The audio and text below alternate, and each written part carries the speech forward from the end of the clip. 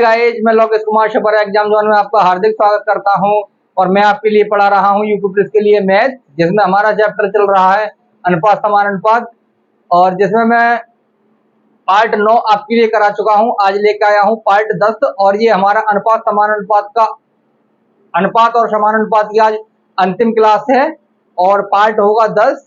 तो पार्ट 10 में पहला क्वेश्चन होगा क्वेश्चन नंबर 131 और क्लास करते हैं स्टार्ट। देखते हैं क्वेश्चन नंबर 110 131 क्या कह रहा है। तो देखते हैं क्वेश्चन नंबर 131 के लिए।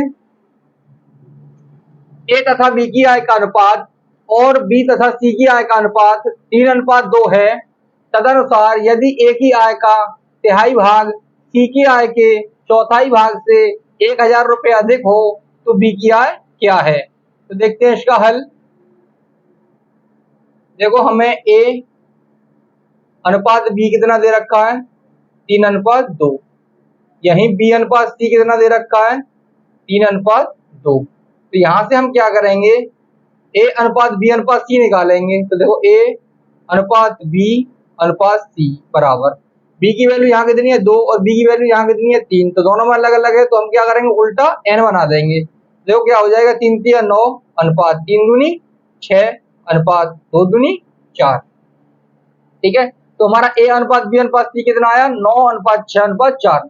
आगे क्या कह रहा है, यदि ए की आय का तिहाई भाग, तो यहां से हम अनुपात हटाएंगे तो कितना हो जाएगा 9x, 6x, 4x। अब प्रश्न के अनुसार चलेंगे। देखो, ए की आय का तिहाई भाग, ए की आय कितनी है 9x, तो देखो 9x का 1/3 कर देंगे तो बटे हो जाएगा 3। आगे क्या कह रहा है, सी की आय के 1/4, सी की आय कितनी है 4x, तो यहाँ कितना हो जाएगा देखो 4x/4 से 1000 रुपये अधिक है प्लस कितना हो जाएगा 1000। तो यहाँ क्या करेंगे, देखो 3 से कट जाएगा कितनी बार 3 3 9 और 4 से कट जाएगा 4 बार। तो यहाँ कितना बचेगा 3x बराबर x प्लस का 1000। तो यहाँ से कितना हो जाएगा 3x माइनस x बराबर 1000।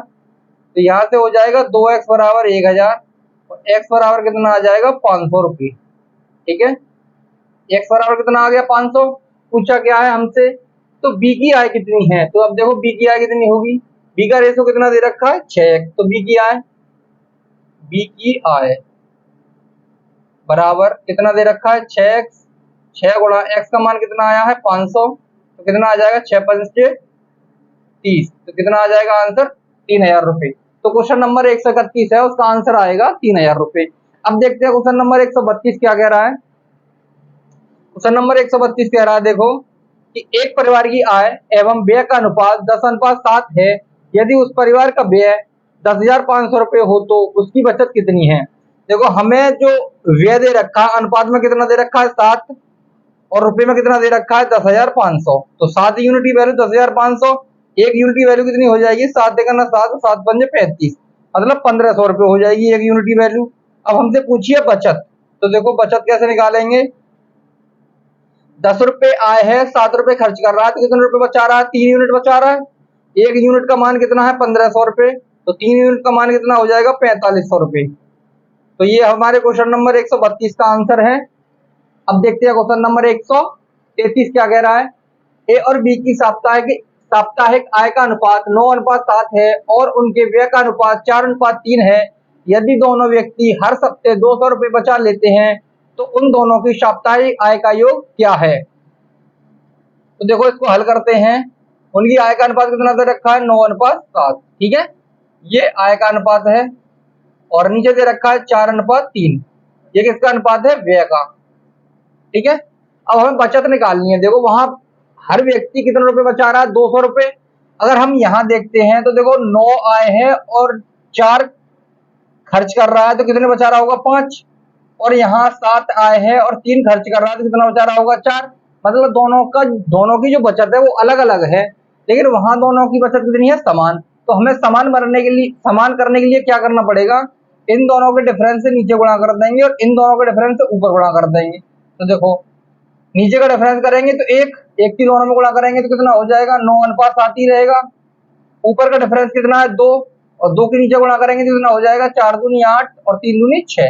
अब देखो दोनों की बचत समान हो गई। 9 आय है 8 व्यय है तो 1 बचत होगी। ऐसे ही यहाँ पर 7 आय है और 6 व्यय है तो 1 बचत होगी।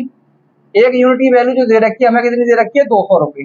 हमसे पूछा क्या है दोनों की साप्ताहिक आय का योग। तो देखो योग निकालना है, एक यूनिट का मान 200 रुपये है और आय कितनी है हमारे पास 9 और 7 16 यूनिट।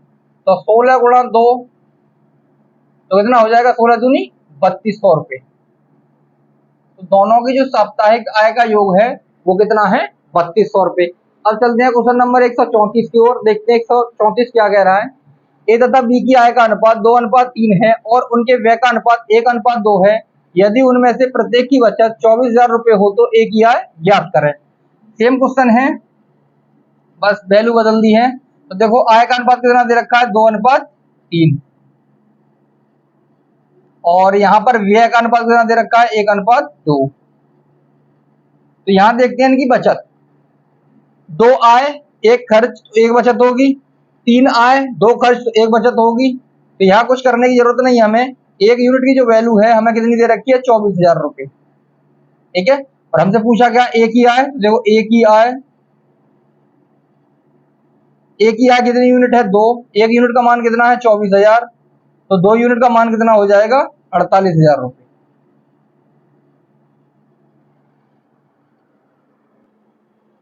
तो चलते हैं क्वेश्चन नंबर 135 की ओर और देखते हैं क्वेश्चन नंबर 135 क्या कह रहा है।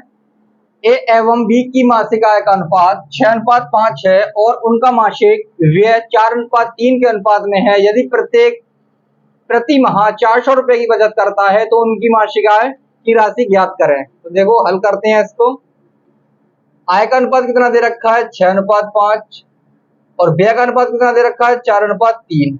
तो देखो यहाँ 6 आय है हमारे पास और 4 व्यय है, तो कितने की बचत हो रही है 2 की। ऐसे ही यहाँ पे 5 आय है और 3 व्यय हो रहा है, तो कितनी की बचत हो रही है 2 की। तो 2 यूनिट का जो मान है वो कितना रुपए दे रखा है 400 रुपए, एक यूनिट का मान कितना हो जाएगा 200 रुपए। पूछा क्या है उनकी मासिक आय। तो देखो मासिक आय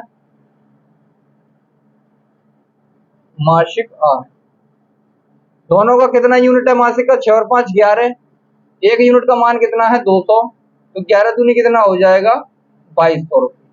तो इसको सर का आंसर कितना आएगा 2200 रुपये। क्वेश्चन नंबर 135 का आंसर कितना आएगा 2200 रुपये। अब चलते हैं क्वेश्चन नंबर 136 की ओर और देखते हैं क्या कह रहा है। एक मेले में प्रवेश टिकट के मूल्य में 9:13 के अनुपात में वृद्धि करने पर मेले में आने वाले लोगों की संख्या 7:4 अनुपात में कम हो गई है। कुल संकलन में किस अनुपात में वृद्धि या कमी हुई। तो देखते हैं इसका हल। देखो टिकट का जो मूल्य है वो 9:13 के अनुपात में वृद्धि हुई है और मेले में लोगों की जो संख्या है वो 7:4 के अनुपात में कमी हो गई है। अगर यहाँ 10 रुपए मूल्य होता और 4 लोग आते, टोटल कितने रुपए हो जाते 40 रुपए, तो वही कंडीशन लगेगी इसमें।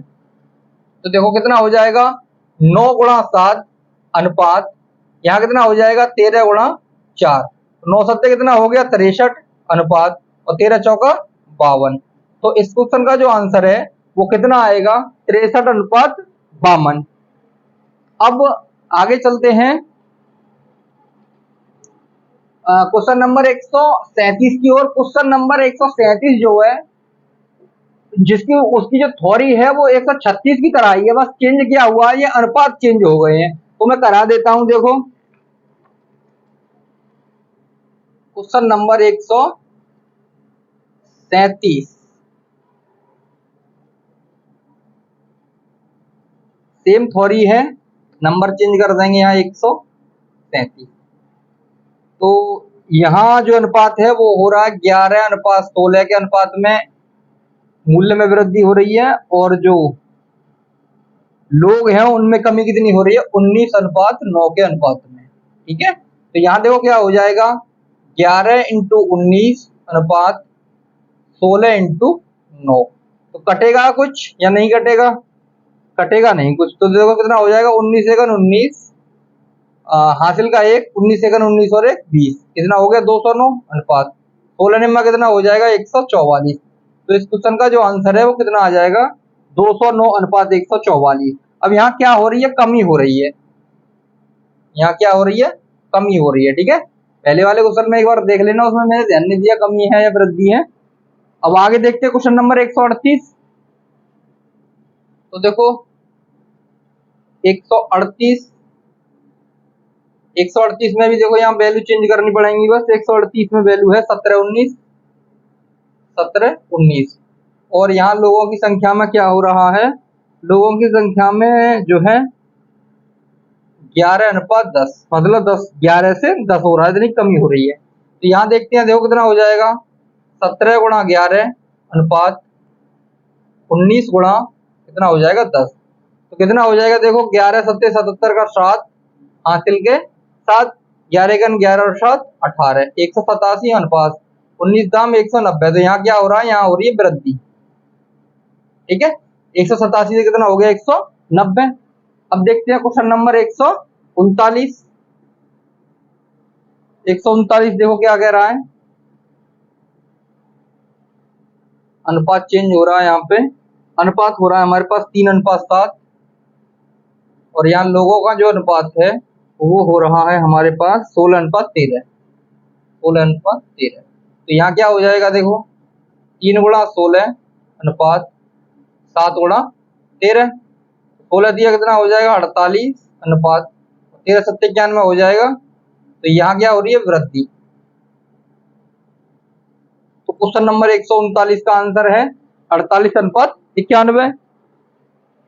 तो ये अनुपात और समानुपात की आज लास्ट क्लास थी। अनुपात और समानुपात तुम्हारा चैप्टर कंप्लीट हो चुका है और इस पर प्रैक्टिस करें ज्यादा से ज्यादा। और अब अगला जो चैप्टर होगा वो चलेगा साझेदारी, पार्टनरशिप। और आज के लिए इतना ही, मिलते हैं नेक्स्ट वीडियो में। थैंक यू, धन्यवाद।